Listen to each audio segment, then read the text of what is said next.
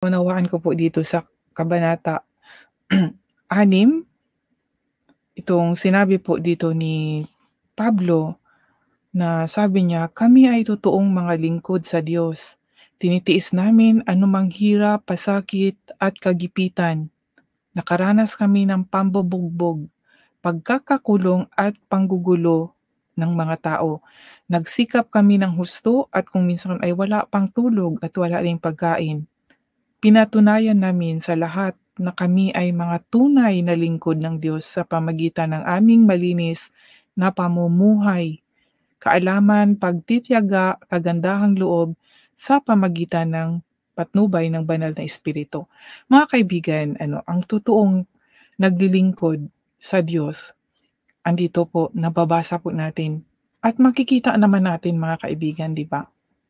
Kaya yung iba 'no, yung mga sinasabing mga bulaang propeta, dahil ayaw nilang makaranas ng ganito, pambubugbog or lalaitin ng mga tao, lalo na ayaw nilang mawalan ng mananampalataya or mag-a-attend ng kanilang mga services. Kaya tini-twist na lang nila ang kanilang mga tinuturo.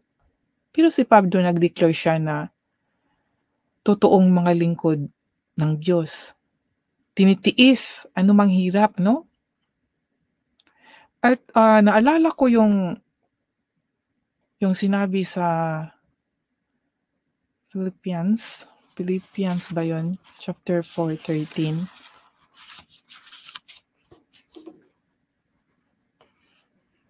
Philippians.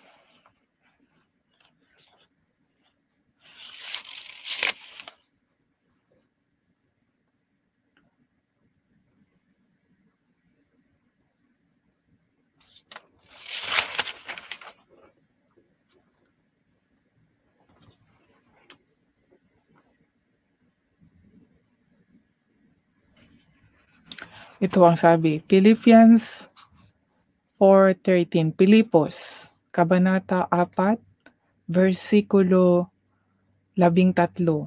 Ang sabi dito, "Kaya kong harapin ang kahit anong kalagayan sa pamagitan ng tulong ni Kristo na nagpapatatag sa akin."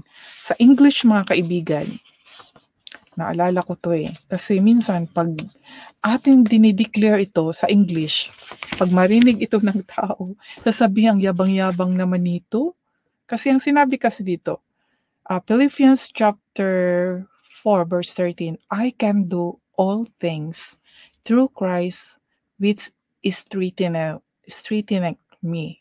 Ang nagpapalakas sa'kin 'no, strengtheneth. 'Pag sinabi kasing, "I can do all things," siyempre yung iba, naku, you can do all things. Siyempre iisipin yun, so you can do something miracle kasi can do all things, eh. Pero iba po ang ibig sabihin dito mga kaibigan, hindi po yung mga milagro or makakagawa ka ng mga anong bagay na impossible, kundi sa pagtitiis. Ito po yung, karanasan po ni Pablo na sinabi niya dito na tinitiis namin anumang hirap, pagsakit at kagipitan, nakaranas kami ng pambubugbog, pagkakakulong at panggugulo ng mga tao. Yan po, kaya natiis nakayan ay sorry, inuubo ako.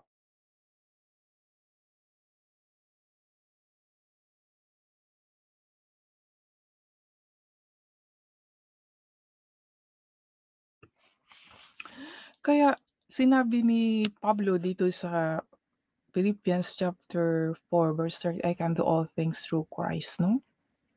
Dahil sa mga pasakit na naranasan po niya, hindi po dahil gumawa siya ng mga milagro, naghi-healing siya, o anuman yung mga miracles na naranasan niya, hindi po sa gano'n, kundi sa karanasan niya na mga hirap ay napagtiisan niya.